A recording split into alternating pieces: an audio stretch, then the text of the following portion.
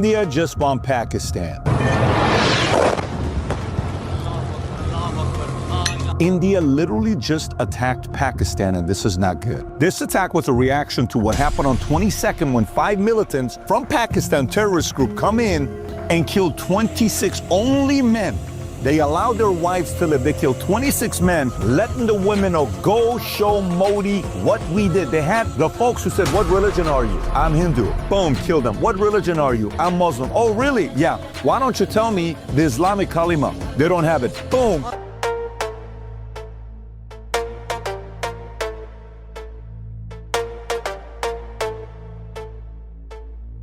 Since 2016, there is no dialogue. But if you're not cracking down on these terror groups, which is the point of contention. We are doing whatever we can, because my country, I would know it better.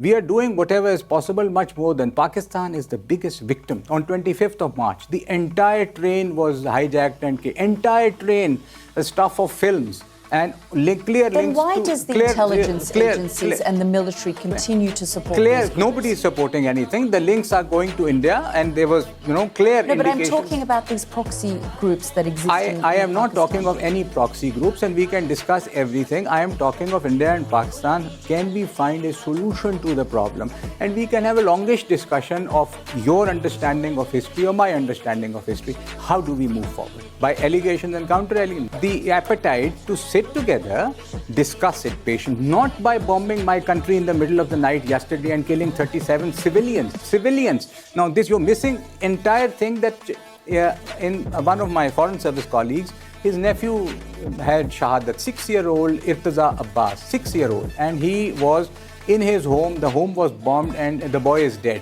Who is responsible? And what about reports that the leader of Jaish-e-Mohammed's family, 10 members of his family were killed?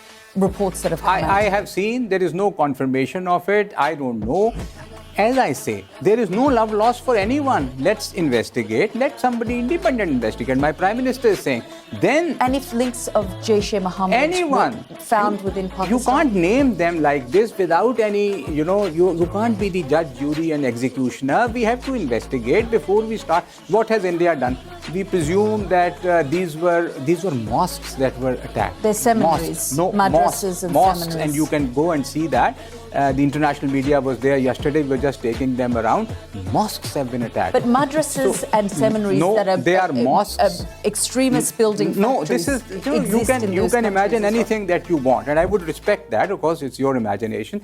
Something has to be proven. Would you let anyone in Europe do that? And I'm going to bomb that country because I think there's a seminary or something. That can't happen. I'm just going to keep you there because Please. We have with.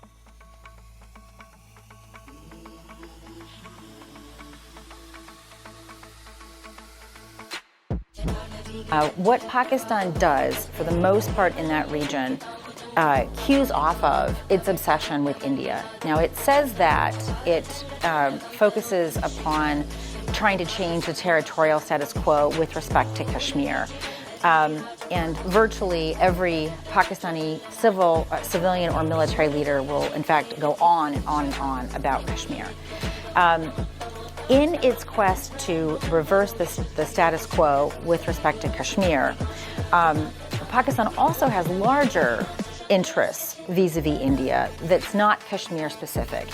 And that is Pakistan, even though it has started 3 wars and failed to win any of them with India, and then of course the 1971 war is more complicated, but it also lost that war with India, and in fact lost half of its country in that war. Pakistan still sees itself as the only challenger to India's rise. So not only is Pakistan revisionist vis-a-vis the territorial disposition of Kashmir, it also is revisionist in the sense that it wants to turn back India's ascendance in the region and beyond. The primary tools that Pakistan has developed to do this is jihadis under the expanding nuclear umbrella. And so going back to my opening remarks, as Americans, I think the part that is most disconcerting for me is that in the last 13 years, when Pakistan's been the recipient of some $30 billion, and that, by the way, is overt money. We have no idea what monies they've received covertly for, capturing various number threes of Al-Qaeda in various Pakistani cities. I'm sure that's also quite lucrative.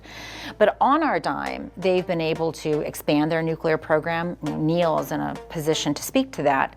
And at the same time, they've continued their commitment to a whole fleet of terrorist organizations and insurgent organizations that very much threaten not only our national interests, but also the interests of our partners. Their whole worldview is, India must kill India. And that's why they started the Taliban. They started the Taliban to give them a base in Afghanistan so the Indians wouldn't be there. They're paranoid. And they're such pathological liars, they don't even know when they're lying anymore. You're talking about the Pakistanis? Pakistanis. Okay, just to make that sure. Richard?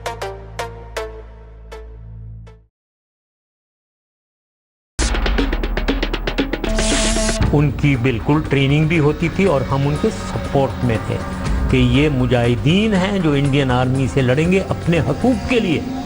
यहाँ फिर ये लश्कर तैयबा वगैरह बनी। हमने बार बार कहा कि आतंक और पाकिस्तान एक ही सिक्के के दो पहलू हैं। हमने सबूत दिए कि पाकिस्तान आतंक की फैक्ट्री चला रहा है। हम दुनिया को हकीकत बताते रहे और वो इनकार करते रहे, लेकिन झूठ का झंडा ज्यादा दिनों तक नहीं लहराता। सच जुबान पर आ ही गया। एक रिलीजियस मिलिटेंसी हमने पाकिस्तान के हक में यहाँ इंट्रोड्यूस की सोवियट्स को निकालने के लिए। ठीक है। हम मुजाहिदीन लाए पूरी दुनिया से, हमने तालिबान को ट्रेन किया, उन्हें वेपन्स दिए, उनको अंदर भेजा। वो हमारे हीरो थे। बात निकली तो निकलती चली गई। पाकिस्तानी चैनल दुनिया टीवी को मुशर्रफ इंटरव्यू देने बैठे तो अपने प्यारे मुल्क की सारी पोल पट्टी खोल कर रख दी। बताया कि ओसामा से लेकर हक्कानी तक और हाफिज सईद से लेकर अल जवाहिरी तक सब के सब पाकिस्तान के लिए हीरो हैं। ये जो हक्कानी है, हीरो है हमारा जी। ठीक है। 80s का हीरो है। बिल्कुल। ओसामा बिन लादेन हमारा हीरो था। CIA का भी था शायद। यस, ये जवाहिरी हमारा हीरो था। यही बात तो भारत कहता रहा है कि पाकिस्तान आतंकियों का ट्रेनिंग कैंप चला रहा है, कि पाकिस्तान के लिए आतंक के आकाओं की हैसियत हीरो जैसी है। The chairperson of the PPP, Bilawal Bhutto Zardari, after Khwaja Asif now accepts that Pakistan has been sheltering terror groups. He goes on to say that I don't think it is a secret that Pakistan has a past. We have gone through waves after wave of extremism. Listen in to what the former Pak foreign minister has to say.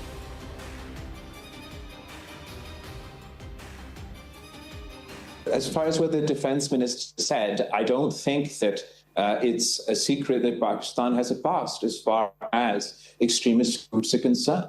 And as a result of this, we have suffered. Pakistan has suffered. We've gone through wave after wave of extremism. We went through the Islamization and militarization of our society. But as a result of what we suffered, we also learned our lessons. We've gone through internal reforms in order to address this problem, not only for us, but also as a concern of the international community. As far as India's accusations are concerned, it would be helpful if India was to provide specific, concrete evidence with Pakistan and with the international community. You do admit, sir, that Pakistan has had a long history of backing and supporting and training and funding these terrorist organizations. We have been doing this dirty work for the United States for about 3 decades. They have abandoned that, which is a very serious breakdown between the two countries. The relation between the two countries is a serious breakdown. It is underwritten by the World Bank. This treaty, they cannot abandon this treaty just like that. This is a serious blow to the relationship between the two countries. I think India should not be resorting to such measures. This will escalate the situation, and there's a possibility that there is a outbreak of all-out war, which will have serious repercussions not only for our region, for our countries, but rest of the world also. क्यों पाकिस्तान इस stage के ऊपर, जब Pakistan stability की तरफ जा रहा है, हमारे पास ہم نے 15 سال کی دہشت گردی کی جنگ جس میں 70,000 پاکستانی مارے گئے ہیں، ایک دہشت گردی نیچے جا رہی ہے، امن آ رہا ہے، سٹیبلٹی آ رہی ہے، ہم کیوں کوئی اس طرح کا، اس سے ہمیں فائدہ کیا ہے؟ اور میں یہ بھی سوال پوچھنا چاہتا ہوں ہندوستان کی گورنمنٹ سے کہ اگر آپ نے ماضی کے اندر ہی پھنسے رہنا ہے اور ہر باری کسی قسم کا کوئی کشمیر میں سانیہ ہو آپ نے پاکستان کو ذمہ دار ٹھہرا دینا ہے، تو بجائے یہ کہ آپ کشمیر کا مسئلہ اس کی طرف کوئی ڈائلاگ شروع کریں، کوئی آگے بڑھے، یہ تو بار بار پاکستان کو ایک وپنگ بوائے بنائے رکھیں گے آپ۔ میں آپ کو واضح طور پہ کہہ رہا ہوں کہ یہ نیا پاکستان ہے، یہ نئی مائنڈ سیٹ ہے، نئی سوچ ہے۔ ہم یہ سمجھتے ہیں کہ ہمارے انٹرسٹ میں ہے کہ نہ ہماری زمین سے کوئی جا کے باہر دہشت گردی کرے اور نہ باہر سے آگے کوئی پاکستان میں دہشت گردی کرے، ہم سٹیبلٹی چاہتے ہیں۔ تو میں آج ہندوستان کی گورنمنٹ کو آفر کر رہا ہوں، کسی قسم کی آپ تحقیقات کروانا چاہتے ہیں اس انسیڈنٹ میں کہ کوئی پاکستانی اس میں ملوث تھا، ہم تیار ہیں۔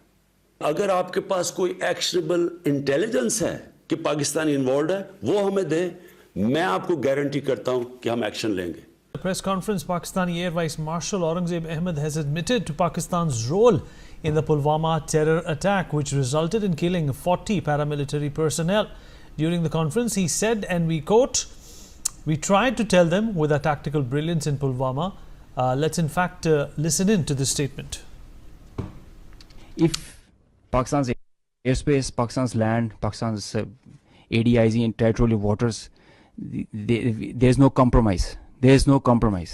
Pakistan's people, when they are threatened, their loss of life, loss of material, it cannot go unnoticed, cannot go like that.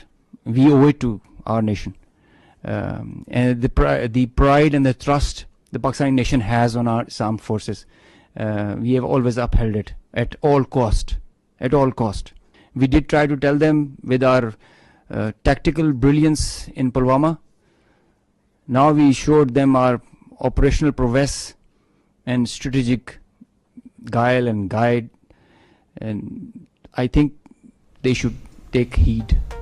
This is the best we can. نے حافظ سعید کو ٹیررسٹ ڈکلیئر نہیں کیا، یونائٹڈ نیشنز نے کیا ہے، اور United nations کی جو سیکیورٹی کاؤنسل ہے اس کے مطابق تقریباً 150 کے قریب ایسے انڈیویجولز ہیں اور ایسی آرگنائزیشنز ہیں جن کو انہوں نے ٹیررسٹ ڈکلیئر کیا ہے اور وہ پاکستان بیسڈ ہیں۔ تو اب بات یہ ہے کہ جب دنیا آپ کو سمجھ رہی ہے کہ آپ ان لوگوں کو یہاں پہ سینکچریز آپ نے دی ہوئی ہیں، تو آپ اس کو پھر اس طرح سے آسانی سے کنوینئنٹلی ڈینائی کر نہیں سکتے۔ ہماری ہسٹری رہی ہے، ہمارا ایک ٹریک ریکارڈ رہا ہے، ہم نے ان لوگوں کو استعمال کیا، ان لوگوں کو ہم اسٹریٹجک ایسٹس کہتے رہے، ہم طالبان کو گڈ طالبانز بھی کہتے رہے، ان کے سیگمنٹس کو جو کہ ہمارے ایجنڈے پہ کام کر رہے تھے، ہم نے ان لوگوں کو تیار کیا، ہم افغانستان میں بھیجتے رہے، ہم انہیں کشمیر پہ بھیجتے رہے، پھر ہم نے ان لوگوں کو اور جگہوں پہ بھی استعمال کیا۔ اب وہ جو اجمل قصاب تھا یہیں سے تھا، وہ جس نے وہ ممبئی میں جا کے وہ اٹیکس کیے، اس کے ساتھ اور بھی لوگ تھے، 166 کیجولٹیز ہوئیں اس میں، تو سویلین لوگ تھے وہ بھی۔ اور پھر اڑی میں جو ہوا، پلوامہ میں ہوا، اس کو ہم ڈینائی نہیں کر سکتے، یہ واقعی ہی یہ آؤٹ فٹس تھیں۔ اور انڈین ایئر لائنس کا جہاز جو اغوا ہو کے قندھار لے جایا گیا، اس کے نتیجے میں پھر جیش محمد کا جو لیڈر ہے مسعود اظہر، وہ رہا کیا گیا۔ تو ہم یہ نہیں کہہ سکتے کہ اس میں ان لوگوں کی انوالومنٹ نہیں تھی، ان کی بالکل انوالومنٹ تھی۔ تو میرا خیال یہ ہے کہ ہماری جو اسٹیبلشمنٹ ہے اس کو سوچنا چاہیے کہ یہ لوگ یہ ہمارے اپنے ملک کے لیے بھی ایک تھریٹ ہیں، ان کی وجہ سے پورا ہمارا ایک امیج جو ہے انٹرنیشنلی وہ خراب ہوا ہے، اور پاکستان کا جہاں پہ نام آتا ہے وہاں پہ ٹیررزم کی بات ہوتی ہے۔ ہمارا جو پاسپورٹ ہے اس وقت دنیا میں it's the 4th worst passport in the world, और इसी वजह से कि हमारे यहाँ से लोग मुल्कों में मुख्तलिफ मुल्कों में गए और या उन मुल्कों से यहाँ पे आए और वो टेररिस्ट थे। दुनिया के बड़े बड़े टेररिस्ट्स, उमर पाठक जो इंडोनेशिया का टेररिस्ट था, बाली बॉम्बिंग्स में इन्वॉल्व था, 202 बंदे जिसमें हलाक हुए 2011 में, वो यहाँ अहमदाबाद से पकड़ा गया। खालिद शेख मोहम्मद यहाँ से पकड़ा गया, यूसुफ रमजी, एमल कासी, अबू जुबैदा, और फिर टेररिस्ट का बादशाह उसामा बिन लादेन, वो भी यहाँ से पकड़ा गया और इसको हम शहीद कहते रहे। तो अब ये सारी चीजें तो रिकॉर्ड के ऊपर है ना, इनको तो आप डिनाई नहीं कर सकते।